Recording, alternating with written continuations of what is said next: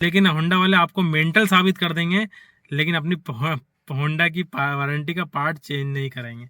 मतलब कुछ भी हो जाए, वारंटी पार्ट चेंज नहीं करना है, भले उसको 10 बार रिपेयर करने के लिए बुलाओ, सामने वालों को परेशान करते रहो 10 बार।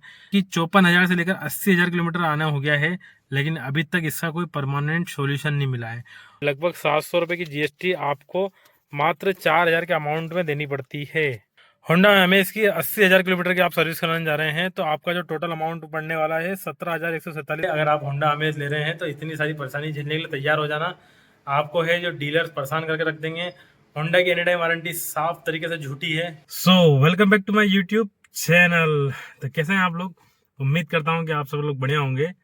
जैसा कि हम इस चैनल पे ऑटोमोबाइल से रिलेटेड आपको बहुत सारी जानकारी देते रहते हैं, तो आज हम बताने जा रहे हैं, जैसा कि हमारे पास में ये होंडा अमेज हमारी खुद की कार है, जिसकी मैंने अभी रिसेंटली सर्विस कराई है, जो कि 80,000 किलोमीटर की सर्विस थी। तो इसमें क्या क्या चेंज हुआ है, क्या क्या इसमें खर्चा आया है, और क्या क्या इसमें जो है 80,000 किलोमीटर में चेंज होता है, वो मैं आपको बताऊंगा इस वीडियो में। 80,000 किलोमीटर की सर्विस कराई है और मुझे उसमें टोटल खर्चा जो आया है वो 17,000 रुपये का आया है। अब मैं बताता हूँ आपको क्या क्या उसमें लगा है, वो सारी चीज़ें मैं आपको डिटेल से शेयर करता हूँ, ताकि आपको भी समझ में आएगा कि गाड़ी लेने पे क्या क्या खर्चा आता है। 80,000 किलोमीटर पे आपके होंडा अमेज में क्या क्या खर्चा आएगा। मैंने जो अभी सर्विस कराई है रिसेंटली होंडा अवंतिका उज्जैन मध्य प्रदेश में करवाई है, और उससे क्या फीडबैक है मैं आपको एंड में बताऊंगा। तो भैया जल्दी जल्दी सारी चीजें मैं आपको कवर कर देता हूँ कि टोटल अमाउंट जो है हमारा इस सर्विस का, होंडा अमेज की 80,000 किलोमीटर की आप सर्विस कराने जा रहे हैं तो आपका जो टोटल अमाउंट पड़ने वाला है 17,147 के आसपास पड़ सकता है। इसमें मैं आपको बता दूं कि टोटल जो पार्ट्स चेंज हुए हैं वो हुए हैं लगभग 12,342 के पार्ट्स चेंज हुए हैं, मतलब 12,342 रुपीज़ के पार्ट्स चेंज हुए हैं। ये है तो 10,000 रुपये के आसपास, लेकिन इसमें जीएसटी भी लगती है। तो हमारे जीएसटी लवर जो सरकार पे जो है अंधा भरोसा करके जीएसटी को सपोर्ट करते हो, आपके पास में जो इस तरीके से जीएसटी काट काट के वो सामान आ रहा है ना, आपको अगर मालूम पड़ जाए ना तो आप इस तरीके से जो है परेशान हो जाएंगे। जो जो आपका 10,000 का अमाउंट है वो आपको 12,500 रुपये के आसपास का पड़ रहा है।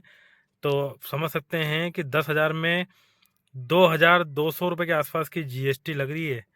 तो आप इस चीज़ को समझ सकते हैं कि जीएसटी हमारे लिए कितनी ज़्यादा फ़ायदेमंद है और कितनी ज़्यादा नुकसान है।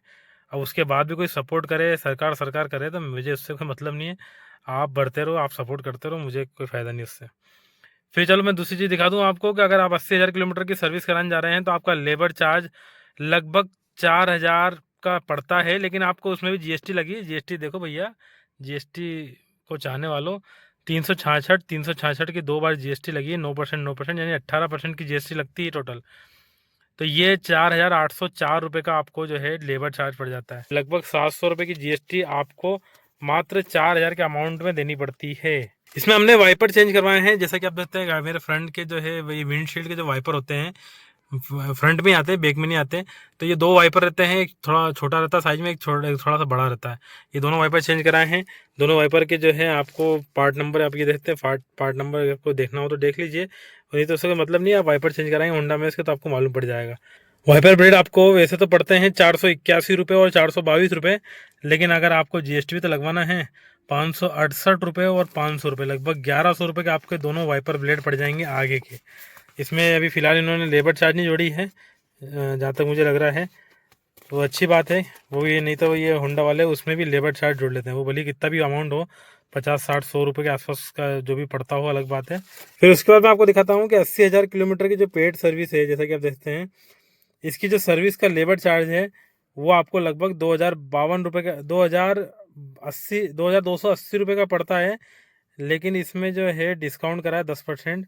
तो 10% डिस्काउंट करने पे बाद में ये जो है जीएसटी भी लगती है इसमें, जीएसटी ना भूलें, मैं बार बार याद दिलाता रहूँ आपको जीएसटी के बारे में। 2,421 रुपये का जो है लेबर चार्ज लगा है इस 80,000 किलोमीटर की सर्विस करने में।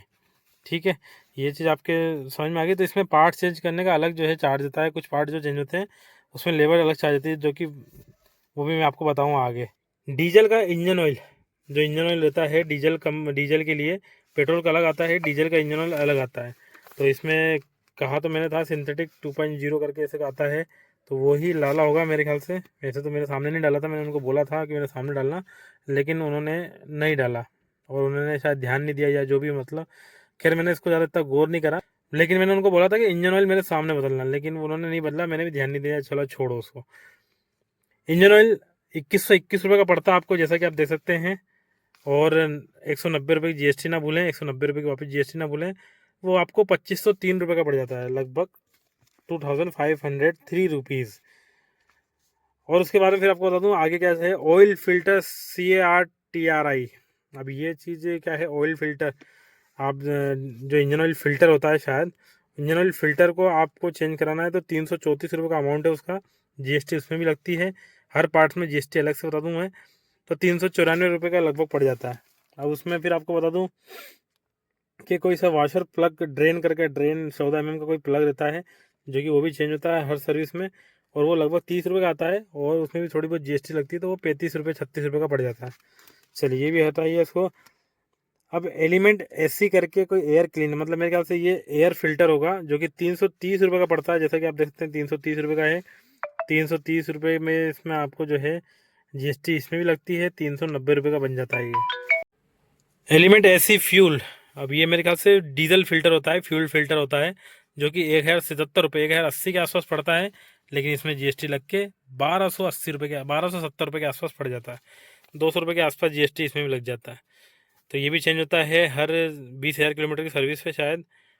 एलिमेंट फ़िल्टर, अब ये एलिमेंट फ़िल्टर मेरे को लगता है ये जो गाड़ी का फ़िल्टर है, वो एयर फ़िल्टर जो है वो होता है, 660 रुपये का रहता है, और ये इसमें भी GST वगैरह लगती है, तो 780 रुपये के आसपास पड़ जाता है। तो ये जो टोटल अमाउंट अभी तक मैंने आपको बताया, ये तो हो गया नॉर्मल सर्विस। अभी आप सर्विस कराने जाएंगे मेजर सर्विस, तो आपका ये चार्ज लगेगा। ये मेरे ख्याल से उन्होंने जब एस्टिमेट बनाया था तो 10,500 से ऊपर जी का बन रहा था, लगभग 10,500 से ऊपर अमाउंट था, मतलब लगभग एक अंदाजा मान के चलिए 11,000 रुपये के आसपास का जो है आपका पेड सर्विस, जो मेजर सर्विस होती है हर 20,000 किलोमीटर में, 80,000 किलोमीटर सर्विस में हुई थी। अब इसके बाद में 80,000 ही किलोमीटर में मेरा जो है फ्रंट का जो है डिस्क प्लेट और पेड दोनों खराब हो गए। पेड मेरे पहली बार खराब हुए हैं, और उनका ये कहना था कि आपकी डिस्क पेड जो है हार्ड हो गए थे, हार्ड होने की वजह से आपकी डिस्क प्लेट भी ख़राब कर दी। तो ये अब उनका कहना था, बाकी अल्लाह जाने क्या मामला था। मेरे स्टीयरिंग में जो है बहुत दिन से प्रॉब्लम चल रही है, वो किस वजह से मेरे को भी आज तक समझ में नहीं आया, और वो भी होंडा शोरूम वाले भी उसका हल नहीं निकाल पाए। ये मैं आपको अभी आगे बताऊँ, पहले आप ये पूरा देख लीजिए। डिस्क पेड आते हैं ना, वो बदलने के लेबर चार्ज है 423 रुपये, और जो डिस्क प्लेट है उसको बदलने के जो लेबर चार्ज है वो 564 रुपये। हालांकि ये कम था, जैसे कि आप यहाँ देख सकते हैं ये कम है, लेकिन इसमें GST ना भूलें प्यारे भाइयों, GST इसमें हर किसी में लगती है। फिर डिस्क ब्रेक जो है 240 mm के जो फ्रंट की डिस्क प्लेट के ब्रेक है, जो प्लेट है वो दोनों चेंज हुई है। दोनों के अमाउंट लगभग 2168 रुपये था। GST इसमें भी लगी है 303, और ये लगभग 2800 रुपये के आसपास का पहुंच गया है। उसके बाद में जो सेट पैड हैं, मतलब उसके जो पैड मैंने आपको बताया कि जो डिस्क पैड के शू आते हैं, ब्रेक शू आते हैं, जो पैड बोलते हैं उसको, ये 2316 रुपये के पड़े हैं, चारों 2 के सेट आते हैं, और ये 2316, इसमें भी GST लगी है, तो ये लगभग 3,000 के आसपास का पहुंच गया है। तो ये व्हील अलाइनमेंट करवाया मैंने होंडा शोरूम पे, जो कि 710 रुपये, बहुत महंगा है भैया। मार्केट में बहुत सस्ता हो जाता है, सेम चीज़ है। चाहो तो आप होंडा शोरूम पे करवाओ, चाहो तो आप बाहर करवा लो। मेरा सजेशन तो ये रहता है कि बाहर कराओ, लेकिन मेरे को अभी तक ये कंफर्म नहीं कर पाए हैं कि अगर इस चीज़ को हम छोड़ दें होंडा शोरूम में, तो क्या हमारी वारंटी में कोई प्रॉब्लम आएगी कि नहीं आएगी, ये चीज़ कंफर्म नहीं हो पाई, इसलिए मैं यहीं करवाना पड़ता, मजबूरी है, करवा लेता हूँ। 710 रुपये की थी, इसमें 15% डिस्काउंट करा है व्हील अलाइनमेंट में, फिर GST भी लगी है, तो वो 712 रुपये वापस फिर से हो गया। फिर उसके बाद में व्हील बैलेंसिंग वगैरह, पर बैलेंसिंग के हिसाब से जो है 680 रुपये का टोटल चारों जो है व्हील बैलेंसिंग हुई है, और उसमें 15% का डिस्काउंट भी करा है। लगभग 100 रुपये का डिस्काउंट हुआ, और 100 रुपये वापस लग भी गए हैं। GST 682 रुपये वापस हो गए। पर व्हील पे कुछ बैलेंसिंग के लिए कुछ वेट लगता है, 200 रुपये के आसपास हो गया होगा। तो ये सारी चीज़ें, टोटल चीज़ें आपको मैंने बता दी। ये अगर आप 80,000 किलोमीटर की सर्विस कराने जा रहे हैं, तो आपका ये टोटल खर्चा आने वाला है 17,147 के आसपास। अगर आप इसमें डिस्क पैड और डिस्क ब्रेक दोनों चेंज कराएंगे तो कुछ पार्ट्स चेंज हुए हैं, तो पार्ट्स आपको 10,070 रुपये के पड़ते हैं, लेकिन उसमें GST मिला के 12,342 मैंने बताया। जैसे कि लेबर चार्ज मैंने बताया कि लेबर चार्ज 4,071 रुपये का हुआ था, जिसमें GST लगी थी, और वो 4,804 रुपये का आपको पड़ गया लगभग लेबर चार्ज। एक मोटा मोटा अंदाज़ा लो तो 5,000 रुपये का लेबर चार्ज लगा, इतना ये 17,000 के सर्विस में, 17,000 के पार्ट्स चेंज मिला के मतलब 12,000 के पार्ट से 5,000 के आसपास के आपको लेबर चार्ज है। हाँ तो भैया मेन मुद्दे की बात आती है, 80,000 किलोमीटर की सर्विस से करा ली। मैं मोटी मोटी बात बताता हूँ, अगर आप होंडा कार लेने जा रहे हैं तो एक सीधी सजेशन दूंगा कि मत लेना, परेशान हो जाओगे। परेशान क्यों हो जाओगे, मैं आपको बताता हूँ उसकी चीज। 80,000 किलोमीटर गाड़ी चल चुकी है मेरी। 54,000 के किलोमीटर के आसपास से मुझे स्टीयरिंग में प्रॉब्लम आना शुरू हुई थी, जो कि 54,000 से लेकर 80,000 किलोमीटर आना हो गया है, लेकिन अभी तक इसका कोई परमानेंट सॉल्यूशन नहीं मिला है। होंडा की जो एनी टाइम वारंटी है, जिसमें आपके पार्ट्स 3 साल तक एनी टाइम वारंटी, मतलब कुछ भी होगा तो आपके पार्ट्स चेंज हो जाएंगे वारंटी में। तो ये भी झूठी वारंटी है, मैं इसको साफ साफ बोल रहा हूँ। झूठा इसलिए बोल रहा हूँ कि अगर आपको पार्ट चेंज करना रहता है तो आप इतने नाटक नहीं करेंगे, आपके डीलर इतने नाटक नहीं करेंगे। मैं होंडा अवंतिका उज्जैन में इतनी बार जा चुका हूँ, होंडा अवंतिका रतलाम में इतनी बार जा चुका हूँ, और होंडा पैराडाइज गोरखपुर में भी मैं कम से कम 8-10 बार गया था। लेकिन उन्होंने एक पार्ट चेंज करने में इतना परेशान करते हैं ये लोग, इतना परेशान करते हैं कि आप है ना, आपको रोना आ जाएगा। मैं आपको बताता हूँ, होंडा की एनी टाइम वारंटी है तो बहुत आराम से होंडा बोलता है कि यार होंडा की एनी टाइम वारंटी है, टेंशन फ्री आपकी है। मतलब उसकी जो प्रचार देखना आप, कि एक सुकून वाला पीस वाली जो है आपकी लाइफ रहेगी। मैं आगे क्या बोलूँ कि क्या पीस रहेगा ना, क्या दिमाग खराब होगा ना, क्या सब कुछ होगा। मेरा मतलब, अगर आपके पार्ट्स में कोई दिक्कत आ रही है या आपकी कोई चीज़ में परेशानी आ रही है, तो आप अगर चाहेंगे कि होंडा की वारंटी में आप उस चीज़ को चेंज करा, आपकी नानी दादी याद आ जाएगी और आप, लेकिन होंडा वाले आपको मेंटल साबित कर देंगे, लेकिन अपनी होंडा की वारंटी का पार्ट चेंज नहीं कराएंगे, और डीलर को मौत आने लग जाएगी उस वारंटी पार्ट को चेंज करने में। मतलब कुछ भी हो जाए, वारंटी पार्ट चेंज नहीं करना है, भले उसको 10 बार रिपेयर करने के लिए बुलाओ, सामने वालों को परेशान करते रहो 10 बार, लेकिन भैया वारंटी में पार्ट चेंज नहीं होगा। ऐसे तो नहीं होने वाला है आसानी से। जब तक आपका जितने का पार्ट नहीं, उतने का डीजल बर्बाद नहीं करवा दें, जब तक आपका टाइम नहीं बर्बाद करवा दें, जब तक आपको पूरी तरीके से जो है अच्छे से परेशान नहीं करते, तब तक आपके वारंटी पार्ट चेंज नहीं होने वाले हैं होंडा की एनी टाइम वारंटी में। तो आप होंडा की एनी टाइम वारंटी, ये सफ़ा झूठी वारंटी है मेरे हिसाब से। ये बिल्कुल झूठी है, क्योंकि अगर आपकी गाड़ी में कोई प्रॉब्लम है और आपने जाके शोरूम पे दिखाई और आप शोरूम के मैकेनिक ने उसको नहीं डायग्नोस करा, उसको नहीं पकड़ पाया, तो आप कुछ भी कर लो, वो पार्ट चेंज नहीं होने वाला। मैं बोलता हूँ भैया, अगर आपका मैकेनिक को कोई प्रॉब्लम नहीं समझ में आ रही है, तो आप, इसका मतलब ये तो नहीं कि आपके पार्ट्स में प्रॉब्लम नहीं है, मेरी गाड़ी में प्रॉब्लम नहीं है। मतलब अगर मैं किसी चीज़ को लेके जा रहा हूँ प्रॉब्लम को, और एक बार नहीं 20 बार लेके जा रहा हूँ मैं, तो मुझे किसी ना किसी चीज़ की परेशानी तो है। तो भैया ये है होंडा की एनी टाइम वारंटी का सच। अगर आप सोच रहे हैं कि आप 3 साल तक वारंटी में जो है सुकून से रहेंगे, तो बिल्कुल सुकून में नहीं रहने वाले हैं। ये इतना परेशान करेंगे कि आपको मन करेगा कि आप अपनी गाड़ी को आग लगा दो, फेंक फुका दो। तो मेरा भी मन ऐसे ही कर रहा है, लेकिन क्या करूं, होंडा लवर हूं। होंडा से जो है, इस गाड़ी है मेरी पहली ड्रीम कार बनी है ज़िंदगी में, तो अब तक को लेके पछताना तो थोड़ा बहुत पड़ता ही है। फिलहाल ड्रीम कार जो है मुझे बहुत परेशान कर रही है, और होंडा की गाड़ियां जो है, मैं तो बोलता हूँ कि भैया मत लेना, परेशान हो जाओगे। यही बस एक बात कहना चाहूंगा मैं आप लोगों को। गाड़ी नहीं परेशान करेंगे तो डीलर परेशान कर देंगे आपको। अगर गाड़ी में कुछ मिस्टेक भी आती है तो डीलर आपको जो है, अगर उसको मैकेनिक डायग्नोस नहीं करेगा, पकड़ नहीं पाएगा, तो आप चक्कर लगाते रह जाओगे, लगाते रह जाओगे, लगाते रह जाओगे, लेकिन आपका कोई हल नहीं निकलेगा। हाँ, एक होंडा की 121 कॉल है, जो कि होंडा को जो है कंप्लेंट नंबर है 1800 से स्टार्ट होता है। उस पर भी आप फ़ोन लगाते रह जाओ, आपका 48 घंटे में रिप्लाई आए नहीं आए उससे कोई मतलब नहीं है। आपका कोई परेशानी हल हो ही नहीं हो, उनको कोई मतलब नहीं है। शुरू शुरू में जब आप गाड़ी लोगे तो आपको जो है होंडा वाले ऐसा दिखाएंगे कि हम आपकी बहुत केयर करते हैं, हम अपने कस्टमर की बहुत केयर करते हैं। फिर जैसे जैसे आप उसके रिश्ते में पुराने होते जाओगे, वैसे वैसे आपकी कदर छूटती जाएगी। वो ऐसे ही हाल है कि भैया, जब नया नया दामाद बनता है तो उसकी बहुत खरीदारी होती है, जैसे जैसे जो है दामाद पुराना होता जाता है तो उसकी 12 बज जाती है। तो वही हाल है भाई, होंडा के नए नए दामाद तो बन गए, तो हमको बहुत मजा आया था, और बहुत जो है हमारी खातिरदारी हो रही थी। बार बार फोन लगा पूछ रहे थे आपको कोई परेशानी तो नहीं है, और जब परेशानी आ गई तो आपको कोई पूछने वाला नहीं कि भैया क्या हुआ, आपकी परेशानी कोई सही तरीके से हल हुआ कि नहीं हुआ। और होंडा अवंतिका उज्जैन, होंडा अवंतिका रतलाम, ये तो भैया बहुत परेशान करेंगे आपको। अगर आप यहाँ आसपास रहते हैं तो बिल्कुल आपको ये परेशान ही परेशान करते रहेंगे। यहाँ तक कि जो है, अगर उनको पार्ट चेंज नहीं करना तो वो आपको मेंटल भी साबित कर सकते हैं। ये भी हाल है भैया। मतलब कुछ लोग हैं कि मेरे को ये बोलते हैं कि भैया आपने माइंड में बिठा लिया है, माइंड की वजह से। पहले तो इसकी स्टीयरिंग में आवाज़ थी, वो भी मानने को तैयार नहीं थे, लेकिन कैसे कैसे करके मान गए। मानने के बाद में वो कैसे करके जो है उसको टेम्परेरी रिपेयर करके तो इन्होंने दे दिया है, लेकिन वो सिर्फ टेम्परेरी रिपेयर हुआ है। मैं आपको गाड़ी की जो है वीडियो डाल देता हूँ। उसमें जो चीज़ आप देख सकते हैं कि गाड़ी की स्टीयरिंग में वाइब्रेशन थी और ब्रेक दबाने पे जो मामला था वो भी था, और बहुत सारी चीज़ें थी अलग। चलो ये तो हो गया, ये यहाँ तक तो मामला ठीक था। अब मैंने उनके कहने पे जो है उन्होंने बताया कि मेरे आपके स्टीयरिंग वबलिंग का जो मेन प्रॉब्लम है वो आपके डिस्क पेड और डिस्क प्लेट है, तो वो भी मैंने चेंज करवा दी। चलो ठीक है, 7-8 7-1 हज़ार रुपये खर्चा ही आना था, आ गया, कोई बात नहीं। अब आने के बाद में एक नई प्रॉब्लम शुरू हो गई है, वो भी मैं आपको बता दूं। इस वीडियो में आप देख रहे होंगे कि इसके अब ब्रेक लगाने पे छोड़ने पे आवाज़ आ रही है ट्रैफिक में। ऐसे नॉर्मल चल रहे हैं तो नॉर्मल नहीं आ रही, लेकिन ट्रैफिक में रुक रहे कर रहे हैं तो वो आपको इरिटेट करने वाला फिर काम हो गया है। अब इसके लिए भी मुझे 140 किलोमीटर फिर दौड़ना पड़ेगा, आना जाना पड़ेगा, पूरा दिन देना पड़ेगा। हो सके तो वो 5 दिन के लिए गाड़ी भी रख लेंगे। ये भी तो एक प्रॉब्लम है कि गाड़ी वो 5 दिन की रख लेंगे, फिर गाड़ी को पता नहीं क्या करेंगे, कुछ करें नहीं करें, अल्लाह जाने। लेके रख लेते हैं और परेशान करते हैं।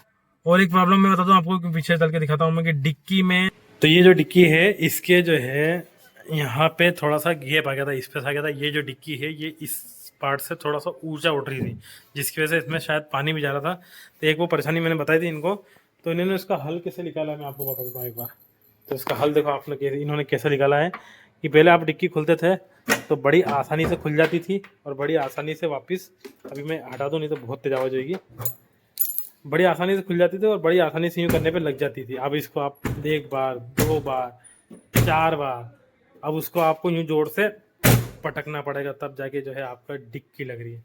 अब उसका मैंने बोला कि भैया ये क्या है मामला, मतलब पहले तो बहुत प्यार से लग जाती थी, लेकिन अब जो है इतना दबाने करने के बाद तो बोले भैया यार वो आपका वहाँ पे अगर मैं वो ये सही कर दूंगा तो आपका वो स्पेस दिखने लग जाएगा, तो अगर आपको स्पेस छुपाना है तो आपको ये थोड़ा सा ये टाइट दबाना पड़ेगा डिक्की, नहीं तो आपको ये इस तरीके से टेम्परेरी काम करके बस कैसे करके जो है धकाते हैं ये लोग होंडा शोरूम वाले, और खासकर होंडा अवंतिका और होंडा अवंतिका रतलाम उज्जैन वाले। तो ये मामला है भैया। देखो अगर आप होंडा गाड़ी ले रहे हैं तो आप डीलर और इसी में जो है परेशान होकर रह जाएंगे। मेरा कहना तो ये है।